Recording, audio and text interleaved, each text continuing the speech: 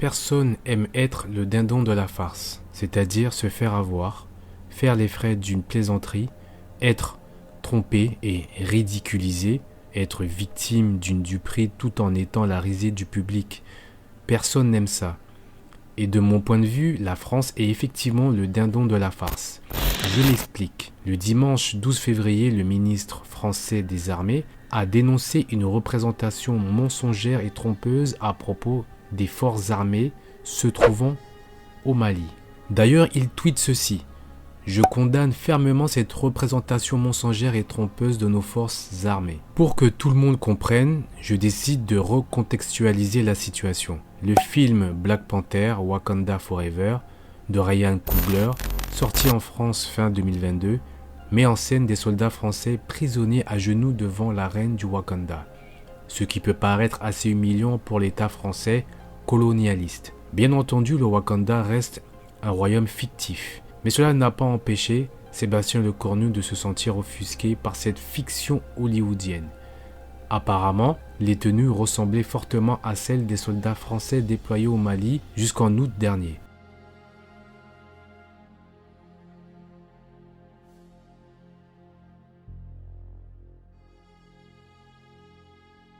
Ce qui a déplu à Sébastien Lecornu. Dans le film, une ministre française doit aussi répondre de leurs actions devant les Nations Unies. On fait un film avec l'armée française. Alors pour que cela soit plus réaliste, on prend l'uniforme réel de l'armée française. C'est l'uniforme de l'armée française, il me semble. Je vois pas où est le problème. La question qu'il faudra se poser est pour quelle raison Sébastien Lecornu se vexe. Surtout pour un film hollywoodien. Un film qui, je rappelle, est une fiction. Alors, il y a deux aspects à mon avis. Premier aspect est l'aspect psychologique. Le fait de voir la France à genoux devant ceux qui dominent depuis un bon moment, grâce à une force militaire supérieure, se retrouve tout d'un coup en position de soumission. Une position de soumission dans un film hollywoodien, je rappelle, et non la réalité. Si cela peut rassurer le ministre des Armées, effectivement visionné par des millions de personnes, ce qui peut éventuellement taper sur l'orgueil et la fierté de certains dirigeants français, on peut en déduire que les dirigeants français ont ce complexe de supériorité qui ne disparaîtra que dans la tombe.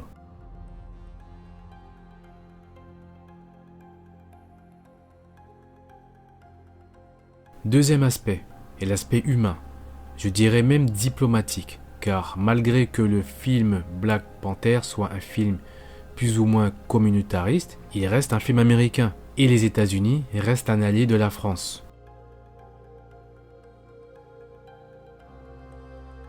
Ou devrais-je dire une colonie. Et de voir un allié vous ridiculiser de la sorte peut être incompris, voire mal perçu. Bah oui, les Américains sont nos amis, c'est bien connu. C'est ce qu'on croit. Bah, je sais pas, parce que vous croyez, vous. Non, C'est important. En tout cas, le général de Gaulle, il le croyait pas. François Mitterrand ne le croyait pas. Beaucoup de présidents français, Jacques Chirac aussi, le croyaient moins. Donc oui, évidemment. En tout cas, ce sont bien nos sûr, alliés. Les Américains ne sont pas nos alliés. aujourd'hui. Ensuite, attention, faut pas faire de Toujours de la confusion. concurrence entre alliés. Hein. Bien sûr, oui. Oui, Faut pas faire de confusion parce que, attention, on ne parle pas, faut pas amalgamer, pour le coup, là, les Américains. Et avec le ce cinéma film américain. qui est un film particulier. Moi aussi, j'ai vu quelques extraits d'un des précédents volets. En l'occurrence, c'est un Black Panther, c'est un film vraiment, je crois que tout a été résumé, communautariste noir. Donc ça, Racialiste. Racialiste, moi ça ne me concerne pas. Ensuite, ça nous concerne malheureusement parce que ça attaque ici l'action de l'armée française. Donc rappelons-le, ça a été rappelé par le ministre, des soldats français sont morts. Et morts pourquoi ? Parce que il y avait un mouvement islamique, l'État islamique au Sahel, et que le Mali a demandé à la France d'intervenir pour aider. Et vous avez d'ailleurs été assez mal récompensé pour le travail qui a été fait par la France là-bas. Donc là, maintenant, on nous tire le mauvais rôle, si j'ose dire. Moi, ce qui m'embête, si vous voulez, il y a la liberté de l'auteur. Très bien, écoutez, le problème, c'est que ça va toujours dans le même sens aux États-Unis. Toujours dans le même sens. Toujours contre l'Europe, toujours contre la France. Le blanc a systématiquement le mauvais rôle. Toujours, c'est très étrange quand même. Hein, Là, vous systématisez un peu quand même. C'est eux qui systématisent, c'est pas moi, mon cher. Nathan Devers. Dans cet extrait sur CNews, on a pu voir toute l'hypocrisie de ces gens. Et je ne vais pas vous mentir, cela me répugne, à force et me dégoûte. Tout d'abord, avant d'être un film de noir, communautaire, voire racialiste, c'est avant tout un film américain où diverses communautés vivent, des descendants européens qui, je précise, ont exterminé les autochtones, des Asiates, des Sud-Américains, des Sémites, etc. Nous savons tous que le cinéma, et surtout le cinéma américain, est une arme à propagande. Si vraiment les Noirs voulaient faire dans le racialisme cinématographique, je pense qu'il y avait d'autres films à faire, car vu l'histoire de la France et son passé meurtrier, il y a de quoi faire. Cela viendra, ne vous inquiétez pas. Et oui, la France a un passif de meurtrier, que cela plaise ou non, il faut l'assumer. Mais pour revenir au film, c'est pour cela que je dis que cela va être difficile de vivre avec les Occidentaux, car vous êtes un peuple de mauvaise foi. Il existe un nombre incalculable de films où il n'y a pas de noirs, où il n'y a aucun noir, et aucun noir se plaint. Lorsqu'il y a la vérité si je mens 1, 2 et 3, y a-t-il un journaliste pour se plaindre du manque de noirs ou de français? Bande de lâches que vous êtes. Les noirs par-ci, les noirs par-là. Toujours les noirs. On aurait dit que vous avez un problème avec cette population. Malgré que je sois français des dom-toms et que j'ai parfois l'impression de me battre pour un pays qui en réalité est raciste et négrophobe, je continue à me battre pour lui, mais cela va s'arrêter. Mais je partirai un de ces jours, et je conseille à tous les noirs de rentrer et de laisser ces gens arrogants périr. Ce n'est que le début, car c'est un peuple qui n'a toujours pas compris. La souffrance les attend. Au lieu d'envoyer des messages indirects, n'aurait-il pas fallu communiquer directement avec les États-Unis pour ce film qui insulte la France? Et on verrait ce que Biden et consorts diraient. Cela fait 2 ans, 2013-2014, que l'armée française se trouve au Mali afin d'éradiquer les forces djihadistes. Mais en 2 ans, la grande armée française n'a pas réussi à faire disparaître des pauvres djihadistes sous-armés. Si la France voulait vraiment se débarrasser d'un quelconque djihadiste, il l'aurait fait. Parce que lorsque j'observe le conflit qui se trouve à l'Est, je constate que la détermination de la France à fournir des armes et de l'argent à l'Est afin de se débarrasser de l'ennemi russe ne pose aucun problème. On pourrait même parler de sa détermination en Libye. Mais pour le Mali, c'est plus difficile. Je me permettrai de faire une petite parenthèse en disant que la France envoie avec détermination de l'argent en Ukraine, mais pour ses concitoyens et son peuple,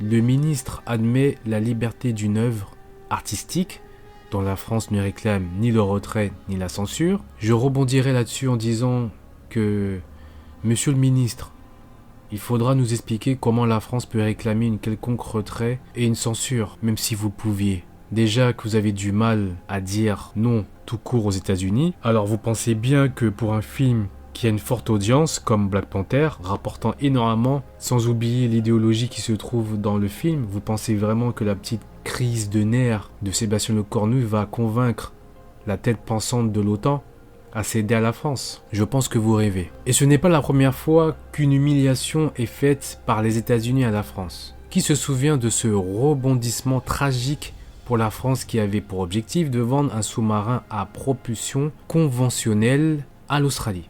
De ce qui est fréquemment appelé le contrat du siècle dans la presse française, est devenu une douille du siècle. Un contrat de 56 milliards d'euros était prévu pour l'achat du porte-avions français. Il y a beaucoup de fierté aussi dans ce choix et tu peux compter pleinement sur l'engagement de mon gouvernement et de la France pour la réussite de ce dossier et pour un partenariat de très grande ampleur. Mais un changement inattendu de la part de l'Australie et de son Premier ministre Scott Morrison, anciennement Premier ministre. La cause, les Américains qui seraient intervenus en proposant un sous-marin à l'Australie. Le plus comique dans cette histoire est que les États-Unis ne seront pas en mesure de tenir leur délai. Je ne vais pas rentrer dans les détails car ce n'est pas le sujet. Mais une des raisons qui a fait que les États-Unis ne pourront pas honorer leur deal est la pénurie de pièces de rechange, entre autres. Je le rappelle, les États-Unis est un allié de la France. Mais il est plus facile de manipuler des pays avec une défense inexistante comme le Mali, en armant des terroristes qui peuvent être d'une grande importance dans la stratégie de pillage de la France, celle de la diversion. Je viens t'aider car moi j'ai une armée, je te pille, pendant ce temps je te distrais avec des terroristes. Dans cette guerre de l'ombre, quel intérêt la France aurait-elle eu à ménager les forces qu'elle était censée combattre? Les Français, à travers la firme Areva, exploitent les mines d'Arlit, qui sont à 300 km de la frontière malienne, en face du nord du Mali. Donc ça a été invoqué comme une des causes de l'intervention française parce que c'est une région sensible. Et en même temps, au sud d'Arlit, il y a d'énormes gisements inexploités d'uranium. Et du point de vue de la France, il y a la volonté de garder la main sur les ressources d'uranium qu'elle n'exploite pas pour le moment ou dont elle retarde l'exploitation, mais pour empêcher d'autres d'avoir accès à ces ressources. Les Français étaient favorables et travaillaient à une certaine autonomisation du Nord Mali, Touareg, par rapport à Bamako. Pour forcer le Sud à accepter, à être plus docile au diktat de la France et dire au Nord, c'est grâce à nous que vous avez cette autonomie, donc on travaille la main dans la main. Donc c'est trouver dans ces deux partenaires des avantages. Dans cette partie d'échecs, la France n'est pas seule. Et c'est bien loin du Sahara que se décide le futur économique de la région. Des représentants des groupes pétroliers, des experts du capital risque et des responsables africains en charge de l'énergie se retrouvent à Londres, capitale financière de l'Europe, pour discuter de contrats et rêver de gros profits. Bonjour mesdames et messieurs et bienvenue à ce 11e forum de l'Afrique indépendante.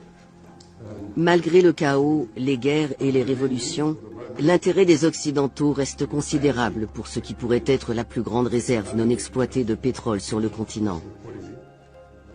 L'Eldorado du Sahel, le bassin de Taoudéni, qui s'étend de la Mauritanie à l'Algérie, couvrant le Nord Mali.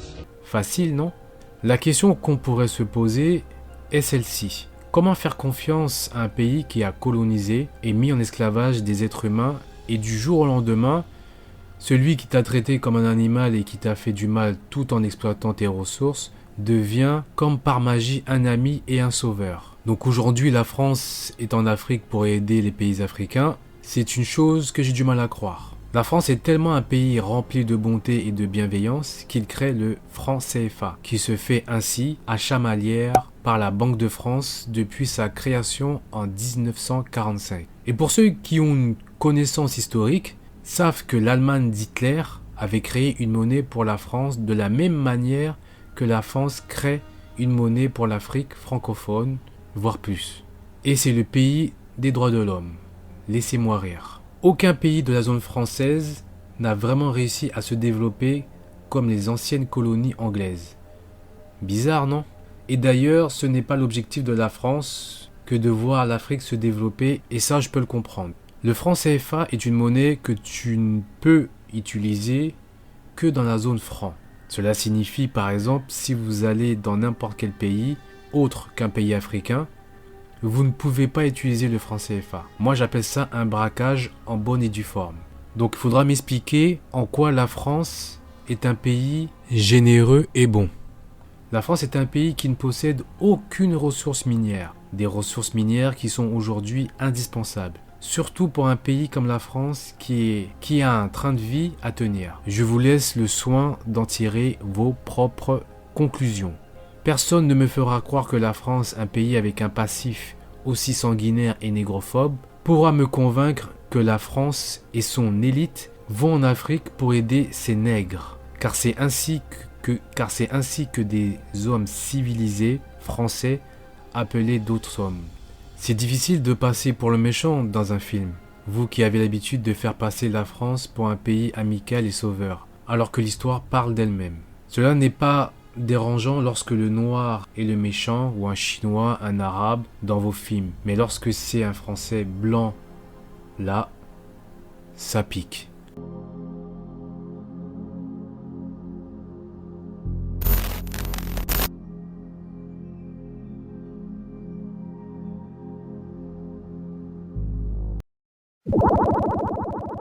I'll be back. I'll be back. I'll be back.